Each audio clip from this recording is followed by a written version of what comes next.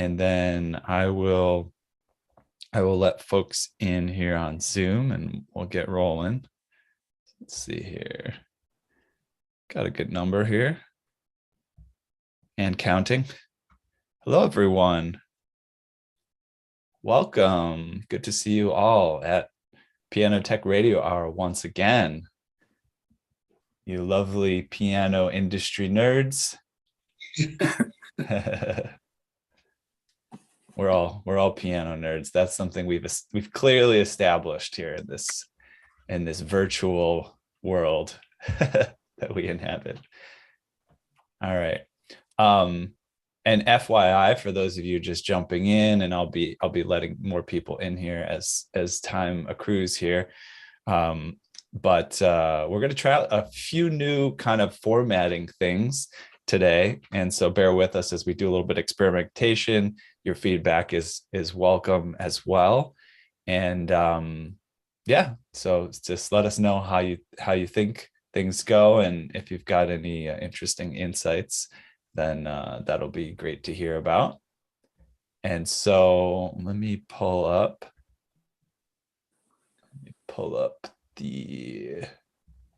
some notes here and we'll get rolling. Let's see here. Where did I put them? That's funny. I sent them to you. I sent them to you, Morgan, but I'm trying to find them. I'm going to send them back? Yeah. To put it, yeah, just send it. I think I emailed it to you, right? Yep. Let's see. Just look at me. There we go. Session notes. I sent it also to you, Paul, so that's cool. All right. Morgan, do you want to try reading the introduction? Yeah. All right, let's have you do that. We got a big crowd today. Yeah. Welcome, for everyone. Good reason. Wait one second. Wait one second. All right, I'm going to spotlight me and you, and then I'll bring in our guest when it's time for him to come rolling in. But yeah, go ahead. And do you want to read his bio too, or do you want me to do that? You can read the bio. Okay, you read the intro and I'll read the bio, and then we'll bring on our lovely guest. Welcome, everyone, to the Piano Technician Radio Hour. Each week we come here and we bring in some quite interesting and knowledgeable folks from the piano industry. The Piano Tech Radio Hour is brought to you by the Piano Technician Master Classes, which brings you cutting-edge instruction from the piano industry masters without leaving your home. Find out more at pianotechniciansmasterclass.com. Awesome. And today's guest, I guess let's bring him up on the spotlight too, so you can see his pretty face. All right, there he is. His name is Paul Ria. Paul has 30 plus years of experience in tuning and rebuilding pianos with multiple certifications for QRS, Piano Desk, Petrov, Highland, Sauter, and more.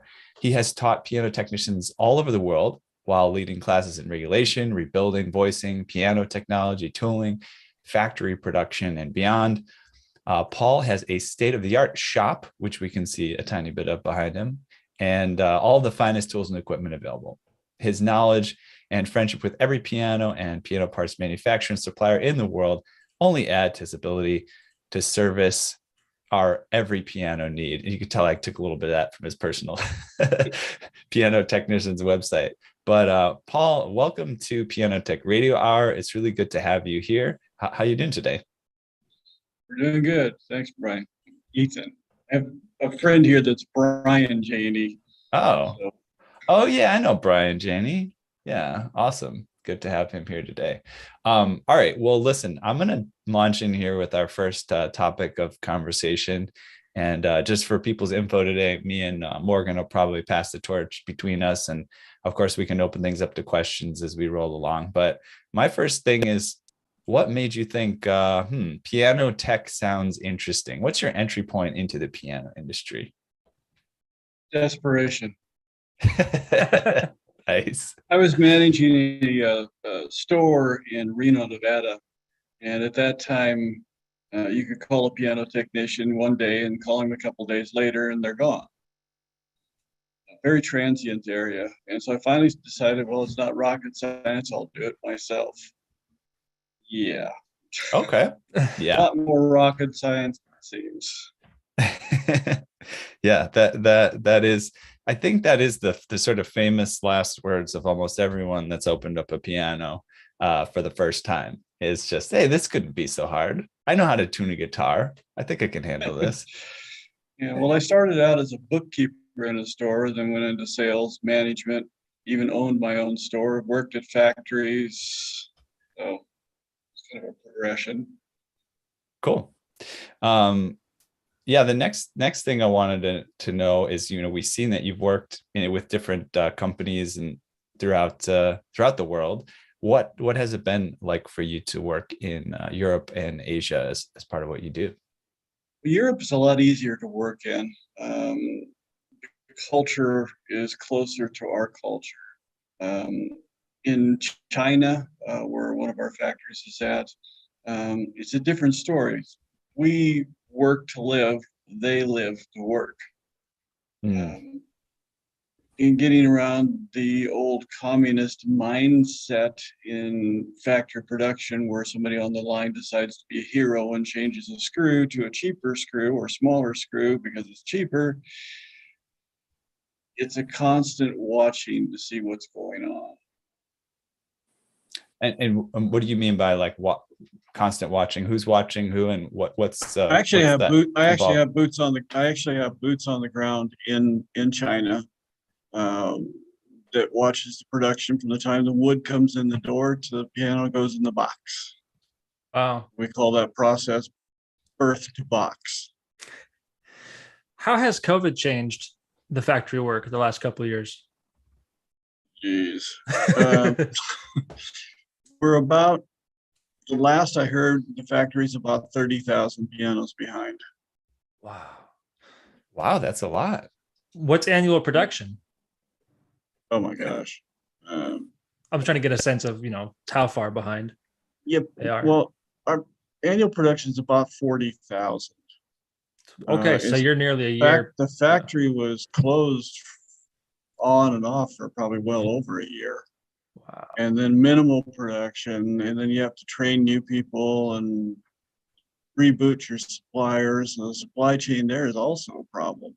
And the same with our factory in the Czech Republic. It's supply trade issues. The country opens and closes and opens and closes.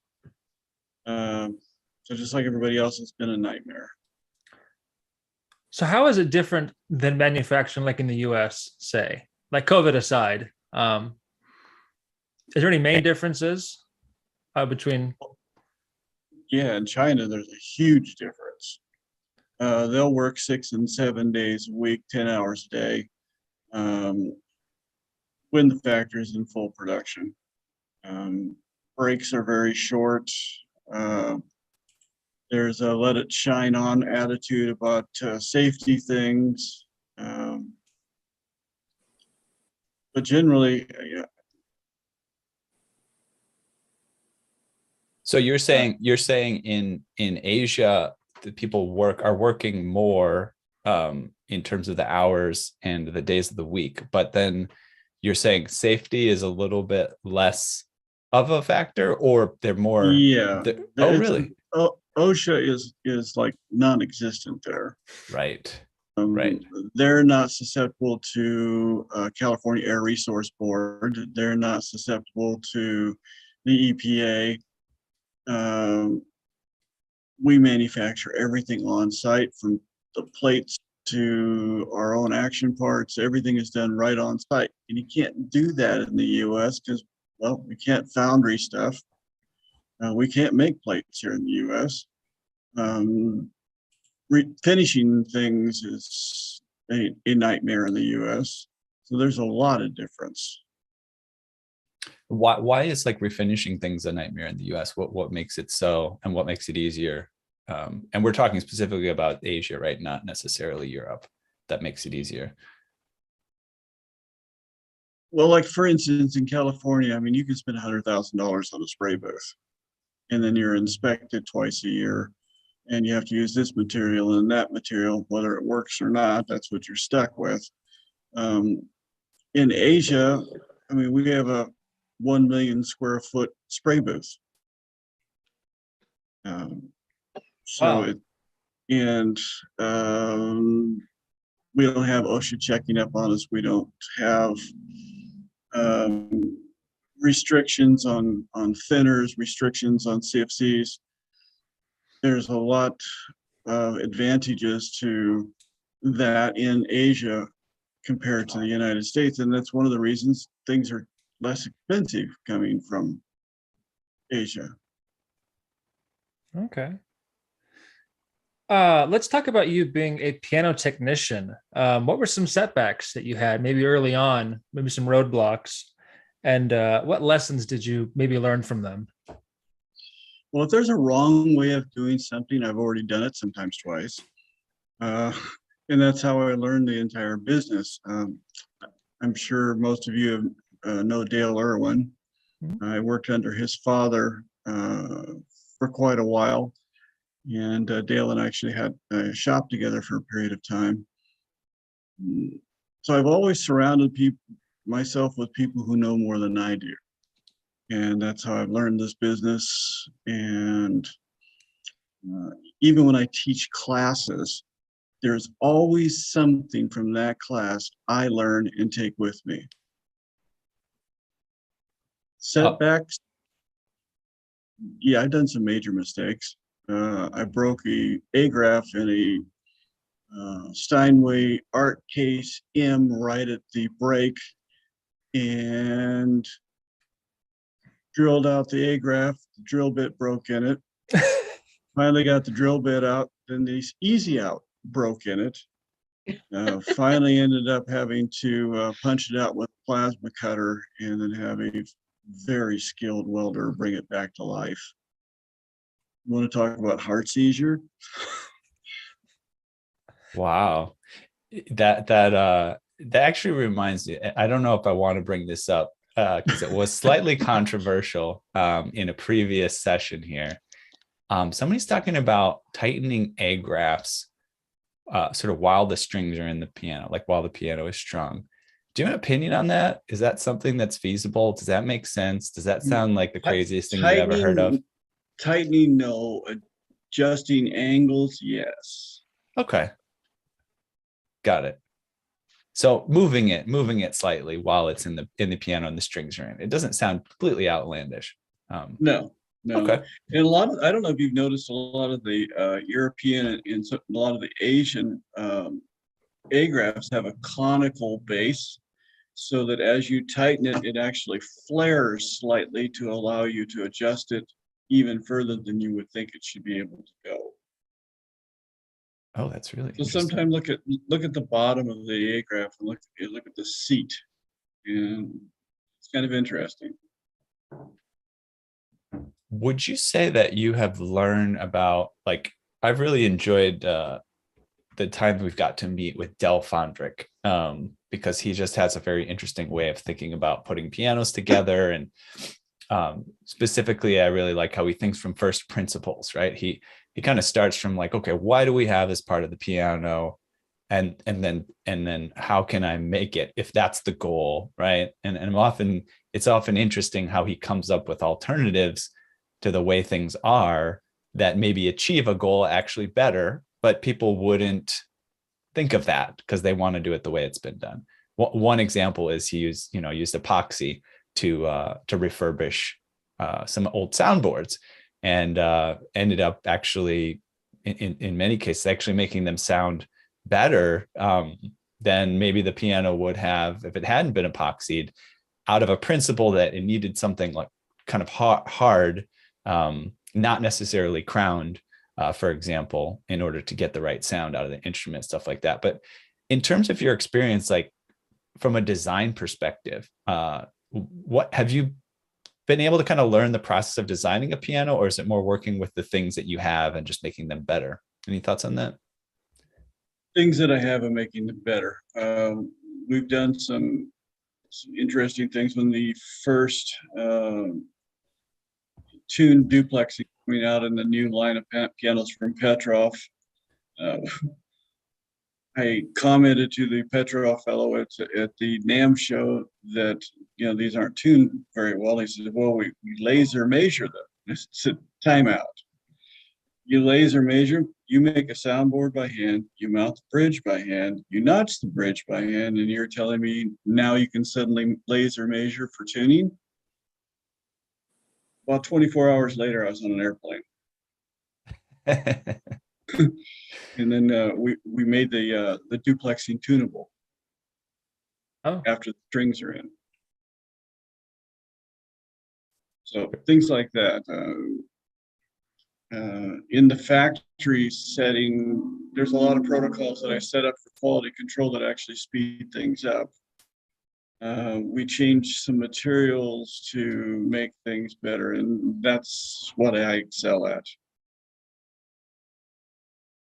Makes a lot of sense. You tune much?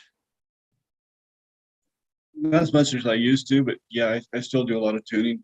Okay. That's one of my favorite things, to go out and meet my clients, and they're like an extended family. I don't know about that. You might have a different extended family than me, because that isn't always a good thing, but Well, these I get paid from. oh yeah, at least you get paid from that extended family. I want to pivot real quick to talking about workshops and being efficient. I'm actually working on building out my fourth shop, and when I'm doing it, I'm trying to think about like the processes and how I can save time between things and whatnot. So, are there any kind of basic tips or guidelines you would have for someone that's kind of redoing their shop or building one from scratch? Don't change tooling. Okay. So let me explain that. Behind me, you see drill presses and sanders and special fixtures.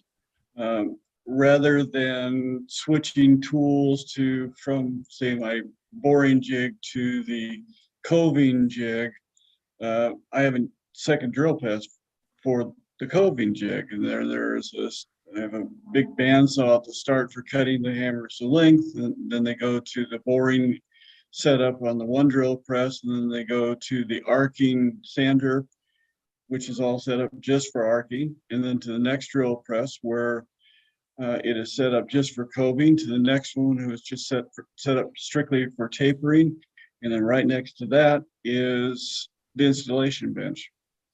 Okay. So make everything factory-like, and you'll be a much happy camper. Initially, it's going to cost you more money, but it'll save you a whole lot of time. So it sounds like if anybody wants to make a buck on that old drill press, Morgan Cowell is in the market. The other thing is organizing your parts. I have closed-in cabinets with boxes of my parts with the part number on the front and where it came from, like if it's from Schaff or Piano Tech or Pacific Piano, where it came from. I keep about 3 pianos worth of stuff in stock for everything. And that way I don't have to wait for stuff to get here other than, line cameras and strings and stuff like that. But all my parts are here and ready to go. That again saves you time, and time is money. How many projects will you work on at once? See, I'm looking on that shelf, and there's 1, 2, 3, 4, 5, 6. And there's another shelf behind me with another 4 or 5 on it. And then to my right is the QRS install. On installs, I do one at a time. I only bring one in. Action-wise, I have pianos in here that we order parts for, and then they come through. And then nobody else comes in until there's a hole for them.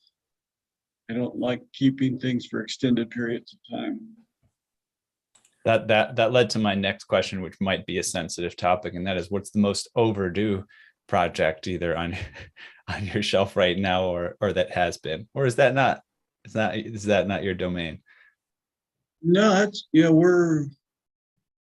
think the longest one we've had in here, and it wasn't my fault, the lady moved, It's been here for about 4 months. Oh, good for you. She's still not settled, so you might So be on that longer. on that topic then, do you have any tips for like keeping on schedule and keeping on task with projects? Also, maybe even keeping on budget, right? Because I know some technicians struggle with, they take on what seems like a cool project. Maybe there's a lot of outlay of cash from the, from the piano owner, but then in the end they're making like $2 an hour or something. Got any thoughts on that? It's going to happen to you every once in a while. I don't care who you are and how organized you are. That's going to happen. I try to avoid that. My beautiful bride is very involved in the business and helps me with paperwork and keeping things aligned and put in its place. Larger projects, by the end of a project, usually my shop looks like a tornado hit it. We try to avoid that. With her help, I've gotten better at that. But those are some of the tips. When you go out and bid a job, look at it very closely. I made a mistake. It was a year before last where I brought in a piano QRS system install, and I did it sight unseen. That was a huge mistake. When the piano got here, I found out it was an X player, so I ended up rebuilding the entire bottom of the piano to make it strong enough to hold player system. I didn't make a whole lot of money on that. Yeah, I think yeah, you mentioned that to me before when we were talking about sort of mistakes and things that you've made previously. That's yeah, those are big ones, right? Sight unseen, that's a very strong lesson that I've learned. And actually, luckily with modern technology, I think a lot of people don't think to do it, but just to like ask somebody to send you a picture or a video, when they're on the phone with you, the pictures and everything look like normal. Oh man. Until you got it here, it's like, oh my goodness. So, oh man. Unless it's a known brand and fairly new, I have to look at it. I've also run into piano actions when I've gotten some in where even when I've looked at them, I didn't notice a couple of nuances where I ended up making parts for them because they're not available. That was one of my first jobs where I did a major action work. I looked at the piano and it looked like something that was manageable, and I thought I could order parts. And yeah, I didn't realize until I got it home and kind of had committed to the job that those parts were quite difficult to access and alternatives were slim. Yeah. I'm gonna cut in right here, and what we typically do during the session, there are people viewing on Facebook and YouTube, but we love to have them jump in and join us on Zoom. So we'll give them a reason to. And I'm just gonna say goodbye on Facebook, YouTube. I put a link in the chat on those platforms that shows you how to join us. So feel free to jump in if you want to catch the rest of the session, and we'll see you here. We'll also, you're welcome to come in and put your questions in the chat, or maybe even come on and talk a second with Paul. But so we'll see you later on Facebook and YouTube, but we'll continue the session here right now.